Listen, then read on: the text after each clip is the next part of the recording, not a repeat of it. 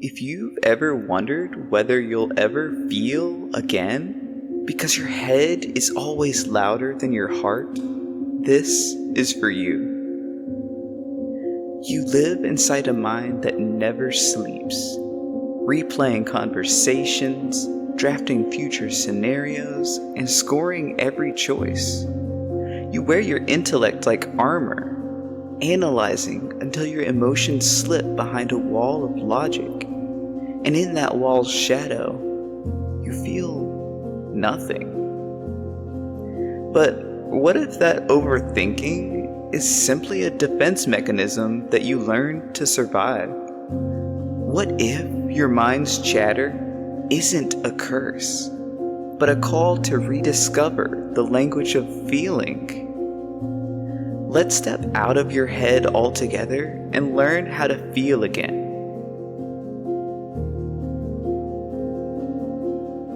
Overthinking starts innocently enough, a way to protect yourself from pain. You scan for danger, rehearse every what if, and build scenarios to keep your heart safe. Gradually, your mind becomes a fortress with walls so high you forget that there was once a view. Inside those walls, emotions are treated like intruders, unpredictable, messy, unacceptable.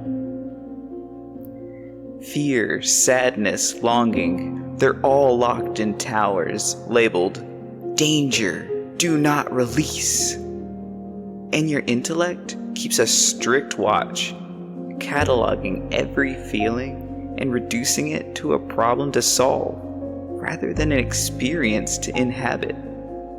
But here's the truth. The fortress that you built to protect your heart now holds it prisoner.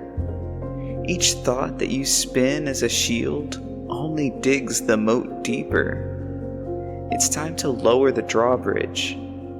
You don't have to storm the walls all at once. You just have to start trusting that it's safe to open a single gate, even if just that.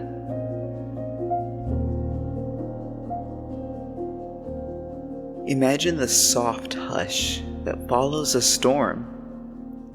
The world feels cleansed, open with possibilities. That hush is what your heart remembers, if only you give it a chance to speak without interruption. You've probably learned at this point that logic saves you. It's reliable, it's repeatable, and, most importantly, it's predictable. Emotions, by contrast, feel dangerous. They swell and they shift, untethered from any rules. So you intellectualize them. You name them fear, map out your sadness, quantify your longing. You dissect each feeling until nothing remains but cold certainty. But feelings aren't problems to be solved. They're simply messengers, arriving in waves to guide you towards what matters most. When you label an emotion purely as a chemical reaction, you kill its meaning. You mute the compass that points you towards healing, connection, and the message that you really need to hear. To feel, you must unlearn the habit of solving. Pause in the space between thought and action. Instead of asking, "What does this mean?" ask, "Where do I feel this in my body?" Allow your mind to rest while you notice the gentle tremor in your chest, the heat in your cheeks, and the twist in your gut. Let those sensations speak, while thought takes a back seat for a little while. Your body is the bridge between mind and heart, if you'll let it lead at least. Start simple. Place a hand on your rib cage. Breathe slowly, feeling the rise and fall. Name each inhale and each exhale, in and out. Notice the color of your thoughts while you do this. Movement helps too. A walk without a podcast. A stretch that asks your muscles to remember expansion and to forget tension. These quiet acts remind your nervous system that it's okay to be alive in your body and not just in your brain. When you ground yourself in the physical, even for just a moment, you give your emotions the space to emerge. The fortress walls will soften. The floodgates of feeling crack open. And you discover that the body is not a prison, but a vessel, ready to carry you through sorrow, joy, and every shade in between.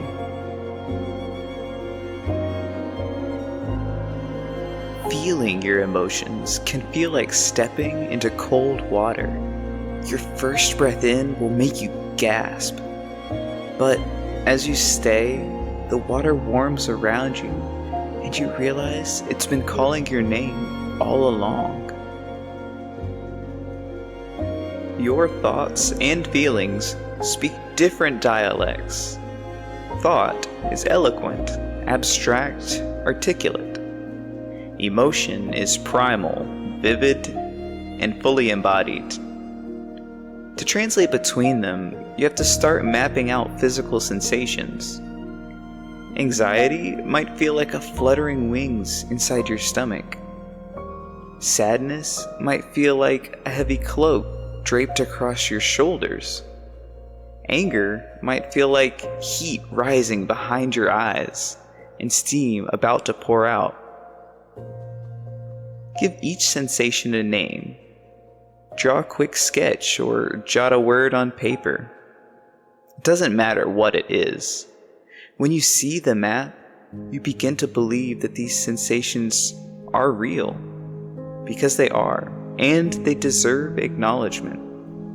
You honor them by simply holding space, without demanding that they disappear. Over time, you'll notice patterns, certain triggers, reoccurring shapes of feeling, and then with that insight, you gain clarity. Not from this endless analysis, but from simply listening to yourself.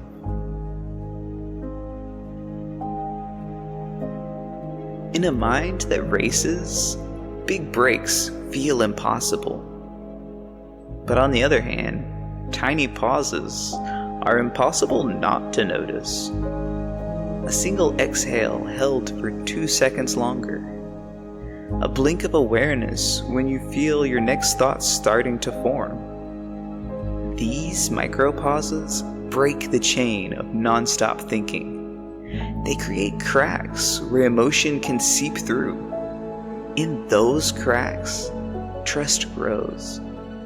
Trust that you can feel without being consumed, that emotions are safe, that your mind can rest.